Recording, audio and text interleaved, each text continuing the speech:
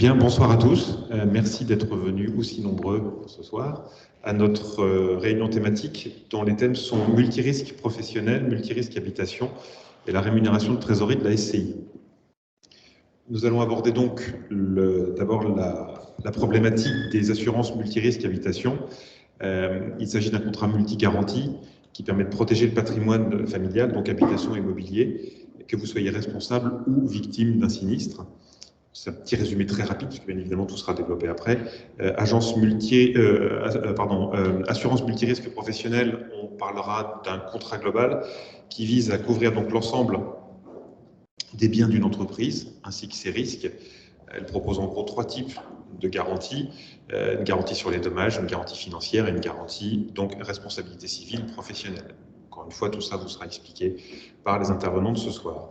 Après, nous parlerons donc de la rémunération de trésorerie de la SCI et comment faire fructifier donc la trésorerie au sein de la SCI. Alors, petit propos liminaire, pourquoi Swiss Life ? Bien entendu, Swiss Life offre une offre très étendue en matière de garantie, mais c'est aussi un choix de personne. On poursuit là une relation qui a été initiée il y a longtemps avec donc Madame Stéphanie Pourol, qui à l'époque travaillait chez Allianz. Le partenariat entre l'UNPI Val-de-Loire et Allianz étant arrivé à son terme, tout naturellement, on a décidé de continuer donc avec Madame Pourol. Donc c'est pour cela que la réunion thématique a été organisée tant par Madame Pourol d'ailleurs que par Monsieur David Juvin, qui est à côté d'elle. Tous deux sont agents Swiss Life, et si je ne me trompe pas, votre agence va ouvrir à partir du 1er juillet, je crois, c'est bien ça? Vendredi, voilà, donc à Tournord, d'accord, ok, très bien. Ce soir, par contre, la réunion thématique sera présentée donc par Madame Gonaëlle Lestan, c'est ça? Je n'écorche pas votre nom, et Monsieur Nicolas de Barbieux, qui sont tous les deux inspecteurs Swiss Life. Voilà, donc merci de votre présence et je laisse la parole maintenant aux intervenants qui vont vous présenter les sujets évoqués. Bonne soirée à tous. Bonsoir à tous, bonsoir à ceux que je n'ai pas pu saluer. Je reviens 2 secondes sur ce qui est dit parce que c'est quelque chose qui est très important chez nous. Il y a la marque Swiss Life que je vais vous présenter très brièvement. Pour ma part, je suis Nicolas de Barbieux, on appelle inspecteur vie au sein de la société du groupe Swiss Life. Pourquoi ce qui a été dit est très important, c'est qu'au-delà du groupe, c'est vraiment une action qu'on mène avec des personnes chez Swiss Life. Et c'est pour ça que le partenariat aujourd'hui qui était mené avant avec Stéphanie se poursuit aujourd'hui, quelle que soit l'entité qu'elle ait choisie, et tant mieux puisque c'est pour le compte de Swiss Life. Je vais essayer. Je ne suis pas très à l'aise avec les micros, mais je vais essayer. On y reviendra après, du coup, Stéphanie et David, qui seront agents généraux sur Tours à compter du 1er juillet. Et je vais vous présenter Swiss Life dans les grandes lignes. Ce n'est pas la thématique principale. Nous sommes un assureur suisse. J'imagine que ça, c'est une nouvelle pour personne. C'est un petit peu indiqué dans le nom. Et un réseau où nous sommes présents dans près de 70 pays pour un groupe qui a été créé en 1857. Ce qui est très important, c'est que nous sommes présents en France depuis près de 120 ans. Okay. Et nous sommes le 4e assureur français en assurance de personnes. Pour vous dresser un petit peu notre panel de possibilités au niveau de la solution assurantielle, nous sommes experts pour assurer votre santé et votre prévoyance, accompagner les personnes dans la constitution d'une retraite, valoriser votre patrimoine et le transmettre, et protéger votre outil de travail. On parlera plutôt de protection avec Gwen tout à l'heure. Récemment, et depuis plusieurs années maintenant, reconnu par les professionnels du secteur, que ce soit le monde du chiffre, pour ceux qui le lisent, ou par les experts comptables, sur les thématiques comme la retraite ou alors la prévoyance. On revient sur les thématiques de protection. Après cette introduction, je remercie encore tous ceux qui sont venus et je passe la parole à Gwen pour la suite.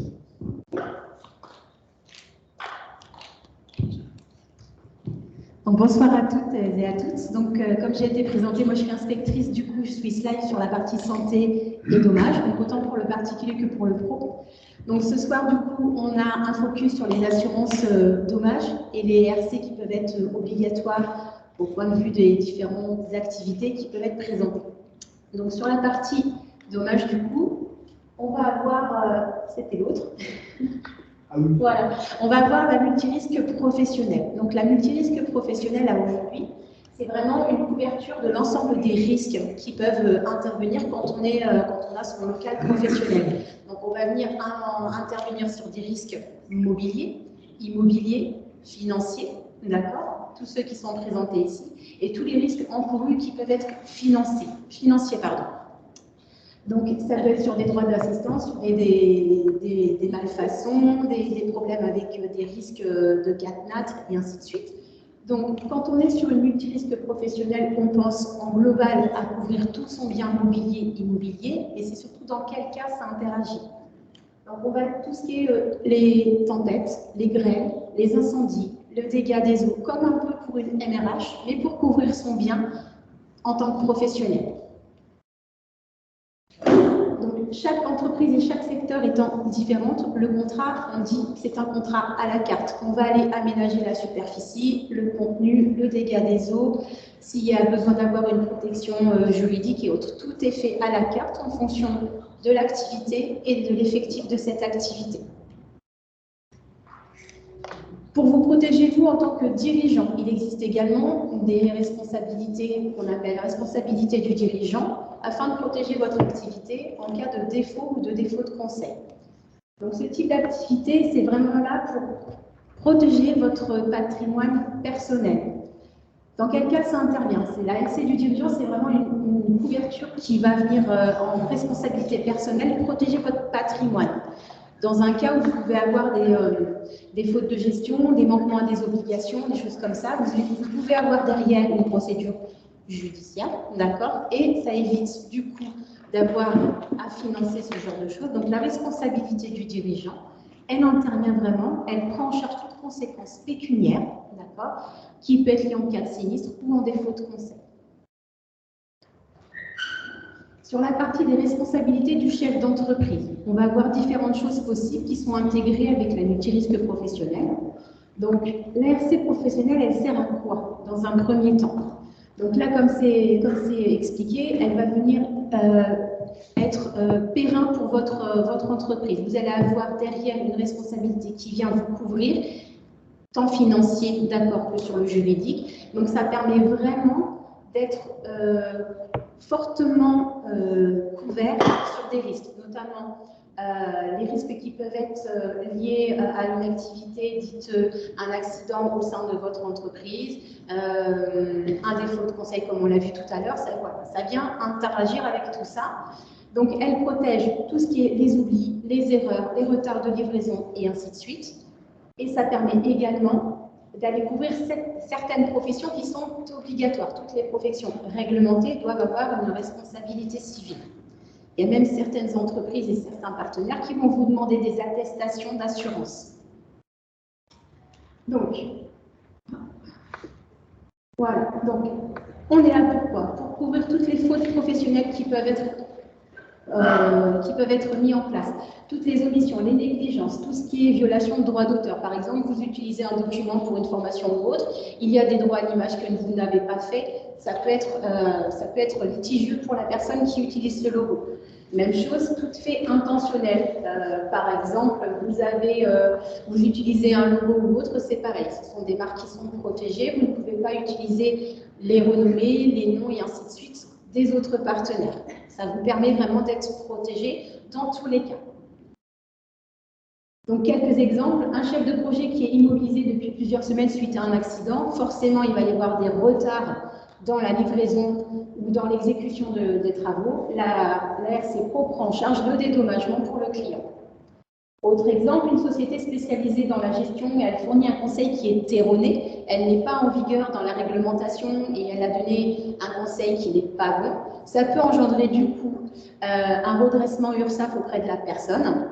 C'est pareil, l'ARC dans ce cas-là, elle vient vous protéger. Une entreprise qui réalise une formation avec un document protégé en droit d'auteur, ce que je vous disais tout à l'heure, c'est pareil. Ça, vous n'avez pas l'information, vous n'avez pas eu les informations nécessaires pour utiliser les supports. L'ARC vient prendre en charge le coût du sinistre. Donc, on est vraiment sur une assurance globale qui vient vraiment vous pérenniser dans votre activité. Donc, l'ARC professionnelle. Ah, décidément, je n'ai pas le... Voilà. Donc, la responsabilité civile d'exploitation, il y en a deux, la RC Pro, la RC Exploitation. On vient de voir la RC Pro et là on voit la RC Exploitation. Ce sont deux choses différentes. La responsabilité civile, elle couvre du coup en professionnel, elle couvre tous les sinistres occasionnés par des activités annexes de l'entreprise. D'accord ? Tout ce qui est conséquences pécuniaires de la responsabilité civile, tout ce qui est incombé au dommage, on va venir intervenir pour vous protéger dans ces sinistres-là. Donc ça peut être un dommage matériel, immatériel, d'accord, un vol préposé, des négligences. Ça peut être également tout ce qui est pollution accidentelle à l'environnement. Vous renversez un bidon d'une substance spécifique dans un endroit particulier, voilà, ça va venir interagir dessus. Toutes les fautes inexcusables et intoxication alimentaire, voilà, ce sont des exemples. Mais tout ce qui est en faute de votre côté ou en défaut de conseil, ça peut arriver. Vous avez ces responsabilités civiles et d'exploitation qui viennent protéger votre activité. Quelques exemples du coup, un prestataire informaticien qui laisse tomber l'ordinateur et ça casse du coup l'ordinateur du client, on est d'accord, la RC Exploitation va venir réparer le préjudice. Autre cas, toujours avec un ordinateur, du coup on renverse un café dessus, on perd toutes les données. C'est pareil, ça c'est pour vous couvrir, vous et les salariés de l'entreprise. Donc, comme je vous disais, la responsabilité civile professionnelle, ce qu'on appelle dans notre jargon la RC Pro. Elle vient interagir sur tout ce qui est les activités dites intellectuelles, d'accord, puisque c'est là où il y a beaucoup plus de préjudice. Et elle va venir du coup subordonner toutes les critiques juridiques qui peuvent être mises en place. À la différence de la RC du coup exploitation, qui elle va intervenir pour tout ce qui est les moyens humains et matériels mis en place par votre entreprise. Donc d'un côté, on protège les activités intellectuelles avec la RC Pro et de l'autre côté, avec la RC Exploitation, on vient protéger votre activité sur tout ce qui est erreur en dommages matériels et humains. Donc pourquoi prendre ce type d'assurance? Aujourd'hui, il y a des professions qui sont réglementées avec des obligations d'assurance. Demain, à moins d'avoir une trésorerie, il va falloir prendre des assurances pour éviter de piocher dans cette trésorerie en cas de sinistre. Ça peut être le sinistre, comme on a vu tout à l'heure, sur une tempête, un incendie, un dégât des eaux, un client qui rentre dans votre commerce et qui se casse une jambe, un défaut de conseil, un retard de livraison, ainsi de suite. Tout ça, ça vous permet vraiment d'avoir une activité qui est pérenne. Donc, pourquoi prendre ces assurances professionnelles? Donc, comme je viens de vous le citer, déjà, c'est pour éviter tous les accidents qu'un client peut avoir, ou un assuré, d'accord, ça arrive souvent. Tout ce qui est problème de nature juridique, vous avez manqué à vos obligations lors d'un contrat, vous n'avez pas pu réaliser les travaux en temps et en heure, ça vient interagir également. Ah, ça veut plus. Si ça veut. Un sinistre dans vos locaux, donc ce qu'on a vu en tout début de présentation, d'accord, l'incendie, le dégât des eaux, un brise-glace, un mur qui se fissure, voilà, tout ça, ça rentre en ligne de compte dans ces assurances-là.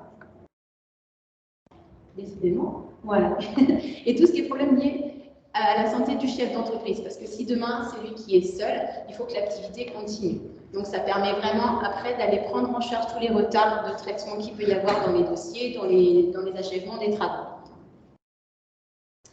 Donc tous ces incidents en fait s'entraînent souvent des conséquences financières pour le professionnel. Donc les assurances, elles sont là pour venir vous aider dans ce cas-là, vous protéger juridiquement, vous protéger au point de vue du matériel et vous protéger également au point de vue de la santé financière de l'entreprise.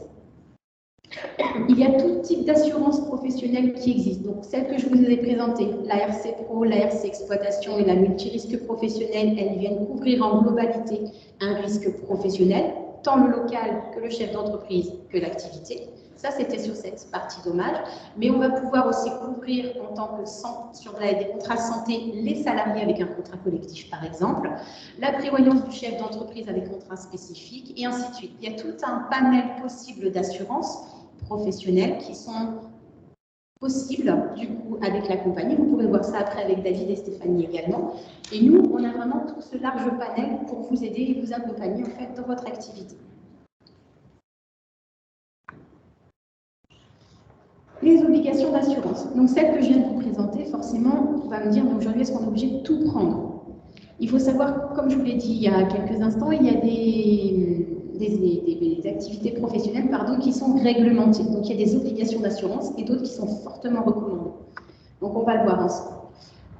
Celles qui sont obligatoires, la RC Pro, c'est celle qu'on a vue tout à l'heure, d'accord, qui vient vraiment vous aider dans toutes les activités intellectuelles, un défaut de conseil, d'accord, l'utilisation d'un logo qui n'est pas bon, un conseil qui est erroné, voilà, toutes ces présentations-là sont obligatoires pour certaines activités, notamment tout ce qui est notaire, architecte, expert comptable, mandataire judiciaire et j'en passe. En suivant, il y a d'autres activités qui peuvent être mises en place avec ces différentes RC. Elles ne sont pas forcément obligatoires, mais largement recommandées. Parce que demain, si vous n'avez pas ce type d'assurance dans l'activité professionnelle, qu'il arrive un accident au sein de votre établissement ou alors dans l'exécution de vos travaux ou de vos conseils, ça risque d'être un peu handicapant si vous n'avez pas la trésorerie pour venir à bout de tout ça. Et souvent, il y a aussi un aspect juridique à avoir, donc on a les protections juridiques qui vont avec. Donc ça permet vraiment de couvrir les sinistres impliquant une compensation financière, d'accord. Il faut prévoir une trésorerie, du coup si vous n'avez pas de trésorerie, et ça devient bien malin d'aller piocher un peu dans sa trésorerie, donc il est plus intéressant que ce soit une compagnie d'assurance qui vienne vous supporter dans ce sinistre-là. Et c'est surtout en fait par rapport aux créateurs de jeunes entreprises, ça permet vraiment de pérenniser leur activité.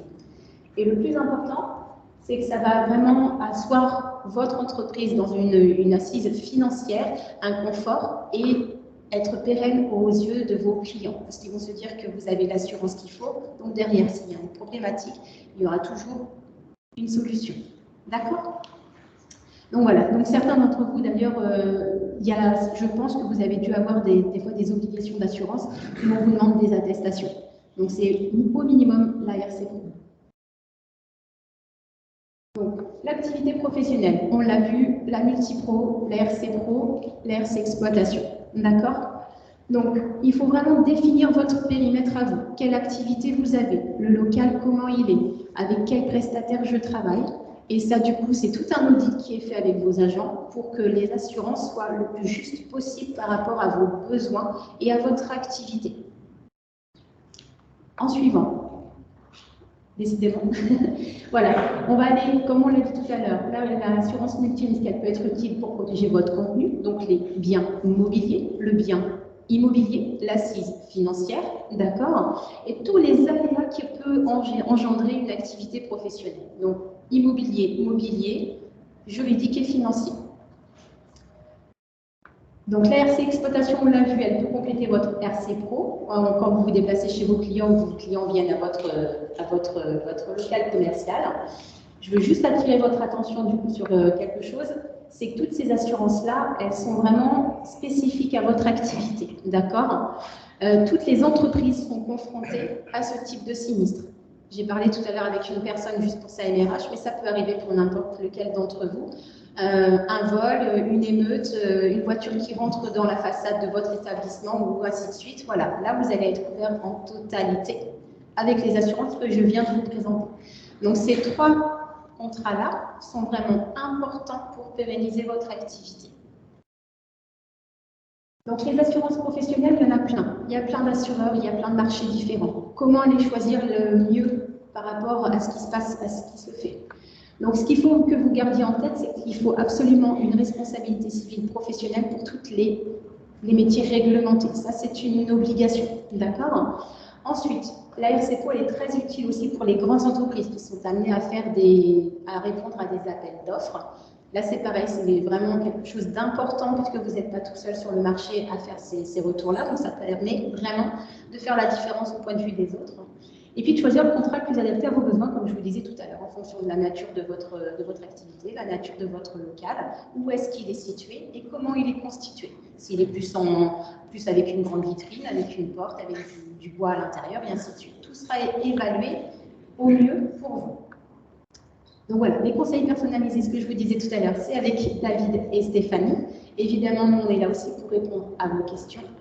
Il n'y a pas de souci de ce côté-là et on peut faire des études sans aucun problème. Sur la multirisque habitation, donc c'est exactement la même chose, on va dire, en protection de dommages que le multipro, mais on est vraiment que sur du risque locatif. Alors, ce qui est important de savoir, c'est que la multirisque habitation, elle est destinée à couvrir les dommages aux locaux. Ça, je ne vous l'apprends pas, vous le savez bien. À titre personnel, je pense que vous avez tous une assurance MRH. Donc, ça permet de couvrir le bien et les personnes qui sont à l'intérieur. L'assurance reste facultative pour les propriétaires, mais elle est obligatoire pour les locataires. D'accord? Si demain, vous êtes propriétaire d'une maison ou d'un appartement, que vous la mettez en location, vous aimez bien quand il y a l'assurance derrière qui vient tout protéger. On est d'accord. Donc, ça protège les biens locataires, mais aussi ça protège vous de votre côté. Ça n'empêche pas d'avoir vos assurances en tant que propriétaire non occupant, mais ça permet vraiment d'aller pérenniser votre bien. Donc tout ce qui est causé par les incendies, le dégât des eaux, une explosion, une fissure et ainsi de suite. Ça, vous avez l'habitude, je pense, de votre côté. Donc le minimum légal sur les biens, ça va être tout ce qui est le dommage en incendie, en dégâts des eaux, d'accord? Et c'est pas suffisant pour aller couvrir. Parce que demain, si votre locataire a une effraction avec une porte qui est cassée, une fenêtre qui est abîmée ou autre, il va falloir aussi avoir des garanties complémentaires. Donc, les garanties de base obligatoires sont dans les contrats et après, vous avez des garanties haut de gamme. Donc, les sinistres les plus courants. D'après vous, quels sont les sinistres les plus courants en MRH? Est-ce que vous avez une idée? Les incendies. Le dégât des eaux. On va avoir la grêle, effectivement. Donc le tout premier, en fait, le premier risque qui est le plus présent en fait, dans les sinistres, c'est le dégât des eaux. Donc le dégât des eaux, c'est quoi? C'est simplement un ruissellement, une inondation ou autre, et nous, on va venir intervenir dessus. En exemple, un propriétaire d'une maison, d'accord? Suite à de fortes pluies et des infiltrations par la toiture, qui a causé des dommages au parquet et au canapé. D'accord? L'expert est passé, on a bien vu que c'était parce qu'il y a eu des fortes pluies. On va venir couvrir le bien par les infiltrations. Donc ça, c'est une garantie qui est au contrat. Le deuxième, je crois que vous me l'avez dit, on va être sur tout ce qui est catastrophe naturelle, événements climatiques, tempêtes, grêle, neige. Donc c'est pareil, là on va venir interagir sur les catastrophes naturelles. Attention, il faut vraiment que l'arrêté ministériel soit mis en place. D'accord? Donc après ça, une fois que c'est mis en place, la compagnie, elle interagit en fonction des garanties que vous avez prises au contrat. Donc pour exemple, vous avez une propriété d'une maison, suite à de fortes pluies toujours, hein, on est inondé à 10 cm dans le garage et on a les appareils électroménagers qu'on peut avoir ou autres et du stockage de matériel qui sont abîmés. Et bien du coup, vu que l'arrêté a été mis en place, nous on va les couvrir.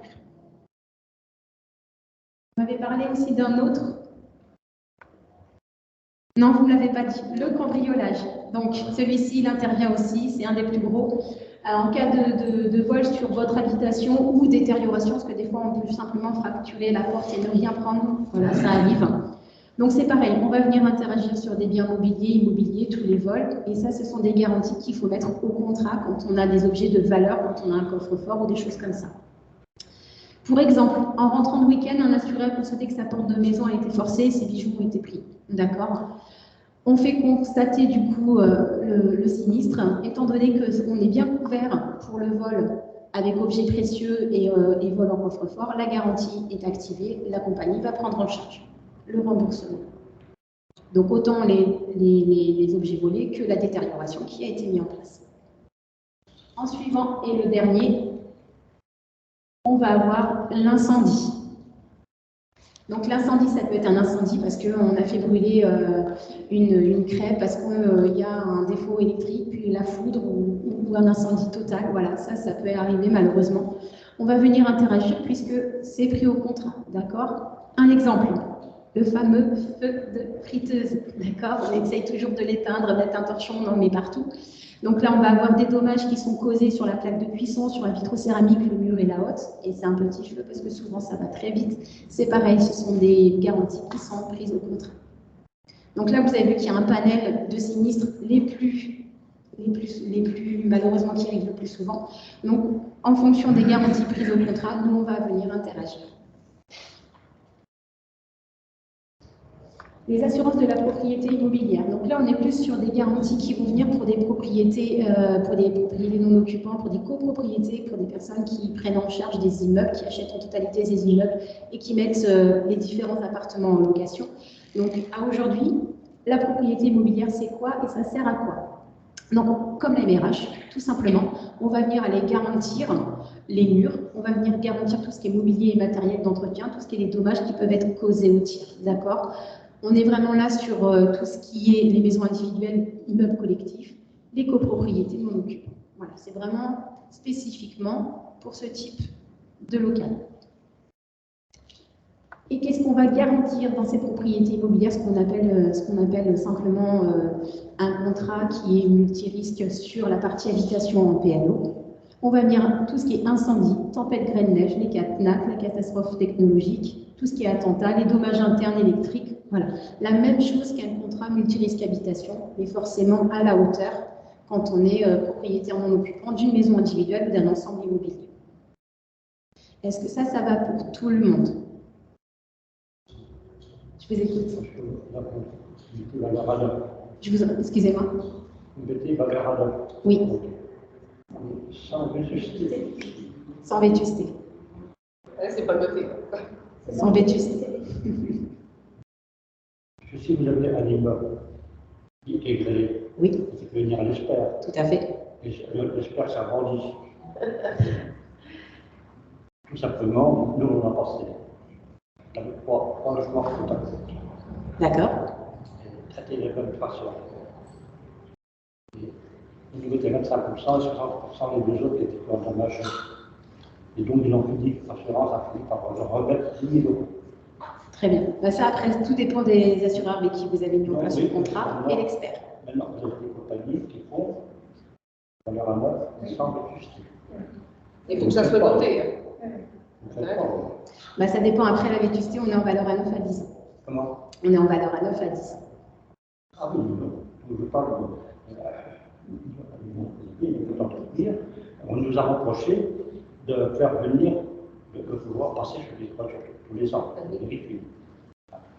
Ça veut rien dire, on va leur en avoir. Après, tout dépend des garanties des assureurs. Vous savez, il faut lire les petites lignes, ça je vous conseille, voilà, et de bien poser toutes ces questions-là lorsque vous faites la souscription du contrat. On recherche, on a très utile, on recherche.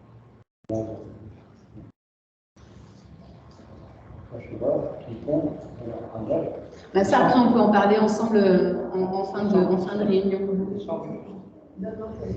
C'est pas marqué.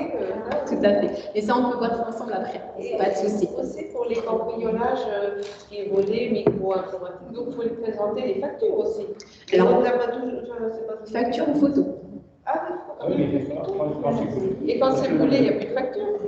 Ben après, vous avez des coffres-forts qui sont digitalisés. Vous pouvez les utiliser. Vous redemandez chez le vendeur.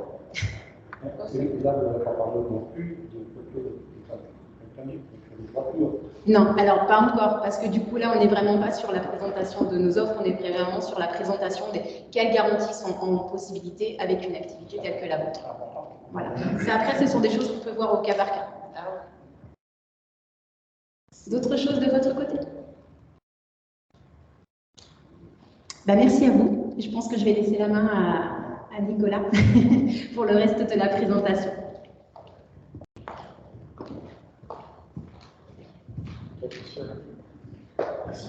Merci, voilà, je vais essayer de parler correctement dans le micro. N'hésitez pas à me dire si vous entendez mal. Je ne suis pas coutumé des micros. Ça, je vais me tourner vers moi. Comme ça, j'aurai mon petit pense-bête sous les yeux. On va parler, du coup, quand on parle d'immobilier, on parle souvent de SCI, Société Civile Immobilière. De fait, on parle de société. On va s'intéresser à ce qui peut être fait dans le cas d'une société, du coup, quelle que soit sa fiscalité, on y reviendra assez rapidement, sur ce qui est possible de faire déjà d'un point de vue légal et pourquoi c'est intéressant. J'ouvre une parenthèse, je vais essayer de ne pas être ni technique, ni trop dans le détail, ce n'est pas le but de mon intervention aujourd'hui. Le but de cette intervention, c'est tout simplement peut-être de vous faire découvrir une possibilité qu'on constate, en tout cas, peu connue, pas assez exploitée, et de façon, c'est bien dommage. Je ferme la parenthèse. Je commence la présentation, du coup, de la rémunération et la trésorerie de la SCI. Qu'est-ce que c'est? Le contexte. Aujourd'hui, vous avez du coup des personnes morales. Là, on va, sur ce qui vous intéresse, plutôt s'occuper de la SCI, qui disposent de trésorerie. Pourquoi? L'activité principale, j'imagine, elle consiste à investir dans du foncier, mais il est possible que dans le cadre de vente ou d'opérations qui ont été effectuées à l'intérieur de la société, on se retrouve avec de la trésorerie à gérer, et suivant les situations, pas immédiatement l'opportunité de réinvestir, ou alors le choix de ne pas réinvestir, et on garde du coup des liquidités dans cette société qui sont, à mon sens, ce sera le propos que je vais expliquer après, sous-exploités. Est-ce que ces chiffres, je vais dire à votre s'il y a écrit en petit, vous évoquent quelque chose? On a 0,15, 0,10, 0,27, 0,25 et 0,05. Est-ce que ça vous évoque quelque chose? Bon, c'est une bonne chose pour moi. C'est principalement les rémunérations qu'on constate quand on évoque le sujet de la trésorerie d'entreprise, donc de la trésorerie d'une SCI, quand elle est placée. Parfois, on a des capitaux qui restent sur des comptes courants. Je ne vous fais pas un cours de maths, mais vous prenez l'inflation de l'argent qui est sur un compte qui n'est pas rémunéré, vous perdez de l'argent chaque jour. Aujourd'hui, vous avez plusieurs façons pour placer votre trésorerie d'entreprise. Reste en tête les fonds qui sont à l'intérieur de la SCI. La première, peut-être celle qui enquiquine le plus le comptable, ça va être tout ce qui est compte-titre. Pourquoi ça enquiquine le comptable? Parce qu'on va aller sur des SICAV monétaires. Pour vous, ça n'est pas intéressant. Pourquoi? Au niveau des rémunérations, on est sur des choses assez négatives actuellement. Même sur 5 ans, c'est une solution qui est en déficit de 1,67%. Ce n'est pas le cas des marchés sur les 5 dernières années. Pourquoi ça va enquiquiner votre comptable de placer vos capitaux sur ce type de support? C'est pour chaque ligne de titre, parce que ça sera sur un compte titre, il sera obligé au bilan de faire apparaître chaque ligne et chaque mouvement sur cette ligne chaque année. Ça ne va pas vous aider. Autre solution, c'est plutôt ce qu'on voit là. Excusez-moi, c'était juste avant. C'est le compte à terme. Donc le compte à terme, je schématise rapidement, vous confiez de l'argent à un organisme bancaire sur une durée connue à l'avance, en échange de laquelle vous allez avoir une rémunération donnée. On va se dire des choses un peu plus simplement. L'organisme bancaire, les comptes à terme, ça les enquiquine. Résultat, vous allez bloquer de l'argent sur 3 ans avec une rémunération qui va être, aujourd'hui c'est plus 0,15, 0,20. On va être transparent, les taux d'intérêt augmentent. Ce qui signifie que sur des comptes à terme, on va aussi profiter de cette augmentation. Mais on ne va jamais atteindre, ne serait-ce qu'une rémunération d'un fonds euro. Tout ça pour vous dire que chez les dirigeants, parce que quand on a une SCI, on est quand même dirigeant d'une structure sociétale, on constate qu'il y a une partie des fonds qui sont sous-exploités. Alors, exploiter des fonds, ça ne veut pas dire prendre des risques avec, mais c'est juste vous présenter des opportunités qui s'offrent à vous. Personne morale à l'IS. Je ne vais pas passer beaucoup de temps là-dessus. Vous avez plusieurs façons de gérer la fiscalité de structure au niveau de la société. Soit vous vous soumettez à l'IS, l'impôt sur les sociétés, ce qui est souvent le plus judicieux pour les structures type holding ou alors SCI, ou alors ALIA. Ça peut être beaucoup de choses quand on parle de sociétés qui sont concernées par ce type de solution. Ça peut être une association, ça peut être une fondation, ça peut être une congrégation. De façon assez large, toute société peut prétendre à avoir accès à ce type de contrat, ce type de solution. J'essaye de rester large. Si je vais un peu vite ou qu'il y a des choses que vous voulez revoir, vous levez la main. Sinon, on se fera plaisir de répondre à vos questions après. Est-ce que le principe de holding, ça parle à tout le monde? Ok. Par définition, une holding, on est sur une structure de société à l'IS. On est par définition, alors sauf comme LVMH ou des cas très particuliers, on est par définition sur des sociétés patrimoniales. C'est important parce que la fonction de la société, son rôle, qu'il soit patrimonial ou commercial, va avoir une incidence sur les possibilités que nous avons dans la gestion des fonds qui nous sont confiés. La solution, je vous l'explique, ça va être le contrat de capitalisation personne morale. Est-ce que vous connaissez tous le principe de l'assurance vie? Oui? Soyez pas timide, hein? Non? L'assurance vie, c'est un fourre-tout dans lequel on peut placer des fonds, des capitaux, suivant ses propres choix. J'aime pas le terme risque, mais c'est ce qui parle le plus, avec un niveau de risque qu'on accepte en fonction de son souhait, ce qu'on appelle son appétence à la volatilité.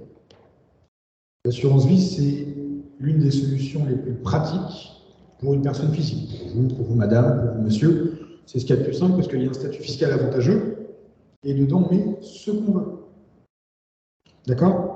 Eh bien, on a transposé, alors c'est pas nous, c'est le législateur qui a fait les choses plutôt bien, on a transposé cette solution pour une entreprise. D'accord? C'est-à-dire qu'une entreprise qui a une trésorerie, on va lui proposer de placer ses fonds. Alors, il y a la répartition, on verra en individuel si vous avez des questions. Je ne vais pas vous noyer avec les détails techniques, rassurez-vous. Mais en fonction de vos choix, vous avez une enveloppe dans laquelle vous pouvez mettre de l'immobilier papier. Est-ce que ça vous parle, ça, l'immobilier papier? D'accord? Ce qu'on appelle des SCPI, par exemple. Vous pouvez mettre des formules avec des coupons garantis sur 10 ans. Ça peut être entre 8 et 12%, ce que vous souhaitez. Vous pouvez mettre du fonds euro. Ce qu'on entend beaucoup plus souvent quand on parle d'assurance vie de placement, c'est la partie qui rassure ça. C'est la partie qui est garantie. On a une rémunération qui sera autour de 2,40, 2,50, ce qui fait qu'on est déjà largement au-dessus du 0,15 d'un dépôt à terme. Donc voilà. Le but, c'est de proposer à une société civile qui a des fonds, de les faire fructifier selon les souhaits du dirigeant de cette société. D'accord? Je vais essayer de ne pas être trop technique encore, je le précise parce que c'est la partie qui est très intéressante. Comme je vous l'avais expliqué, l'assurance vie pour une personne physique, c'est fiscalement très avantageux pour faire travailler l'argent de son vivant et pour le transmettre. Il y a quelque chose, à plus forte raison aujourd'hui, avec une augmentation des taux d'intérêt, qui est très, très avantageux sur le contrat de capitalisation personne morale pour une société soumise à l'impôt sur les sociétés. Je m'explique tout de suite. Tous les mois, vous avez un indice qui change en France, ça s'appelle le TME. Est-ce que ça parle à quelqu'un? J'aurais été surpris, mais on ne sait jamais, on peut toujours tenter. Le TME, c'est le taux moyen d'emprunt. Quand vous investissez de l'argent sur un contrat de capitalisation personne morale, dans une société civile ou une holding à l'IS, on va figer deux choses. Un, les avoirs détenus sur ce contrat, et deux, la fiscalité qu'on va prendre chaque année. Je m'explique. On prend le TME, le jour où vous investissez, on l'augmente de 105%, et chaque année, dans les comptes de résultats, dans le bilan de la société, on va sortir pour le déclarer à l'IS 105% du TME de la date d'ouverture sur le montant à la date d'ouverture. C'était la partie compliquée, un peu chiante, je vais faire beaucoup plus simple. Vous avez 100 000 € sur un contrat. Aujourd'hui, si on prend 105% du TME actuel, on doit être à 1,65%. Et bien tous les ans, quand vous ferez votre bilan, on va prélever 1,65% de façon forfaitaire sur les 100 000. Quelle que soit l'évolution de l'encours, des capitaux, c'est-à-dire que même si vos 100 000 € sont devenus 3 ans, 4 ans, 5 ans, 120, 130 000 €, parce qu'ils ont été placés de façon intelligente, quand vous allez vous acquitter de l'impôt chaque année, on va rester sur le capital initial investi et la TME du jour où vous avez fait cet investissement. Je reste pas plus longtemps là-dessus parce que c'est pas le plus important, mais gardez en tête une chose. Aujourd'hui, vous investissez dans un univers où, et on le sait, les taux d'intérêt vont sacrément remonter. Ce ne sera pas que sur quelques mois. Ça veut dire que vous allez figer le capital et la fiscalité sur toutes les années à venir par rapport à ce qui est passé. Et ça, c'est super intéressant. Ça veut dire que chaque année, au lieu de perdre du capital sur une fiscalité qui va augmenter, le capital, il va rester dans le contrat investi, il va vous rapporter à vous plutôt que de payer l'impôt. En France, la loi fiscale ne fait pas que des cadeaux. Évidemment, à un moment donné, quand vous sortez ces capitaux du contrat de capi personne morale, on les sort au bilan, donc ils seront frappés par l'impôt sur les sociétés, auquel on aura enlevé tout ce qui a déjà été payé forfaitairement chaque année. D'accord? Aujourd'hui, c'est vrai que c'est super intéressant. Parce que vous allez garder un impôt forfaitaire annuel très bas dans un contexte où le taux d'intérêt augmente.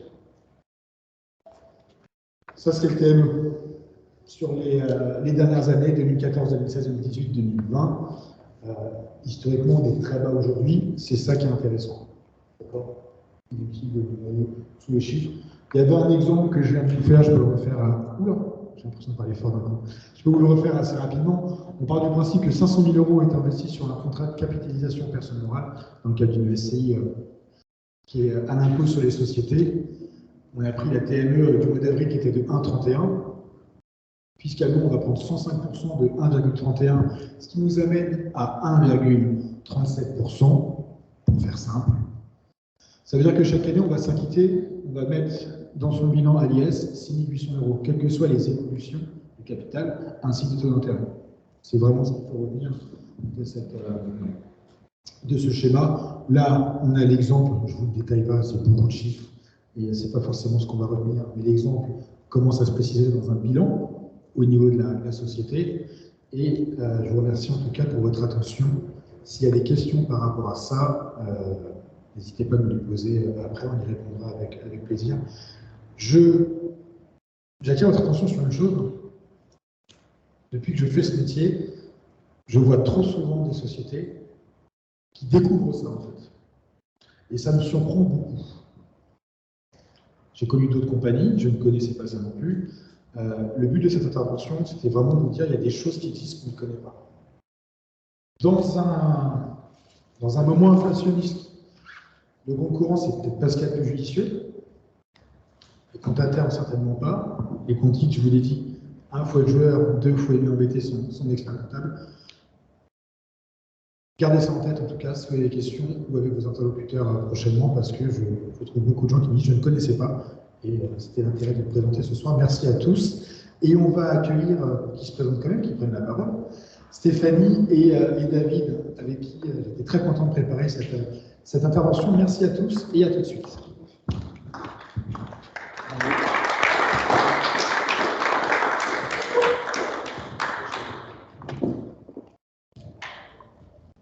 Je vous présente David Juvin, donc mon associé. Nous sommes agent général sur l'agence de Tournord. Vous avez nos coordonnées si vous souhaitez nous contacter pour prendre rendez-vous. Nous remercions l'UNPI, notre partenaire depuis quelques années maintenant, Madame Morin et Monsieur Nevial, pour leur accompagnement. Et nous sommes à votre disposition si vous souhaitez prendre rendez-vous. Je vous invite à prendre le verre de l'amitié qui se trouve derrière vous. Merci de votre attention, messieurs, dames.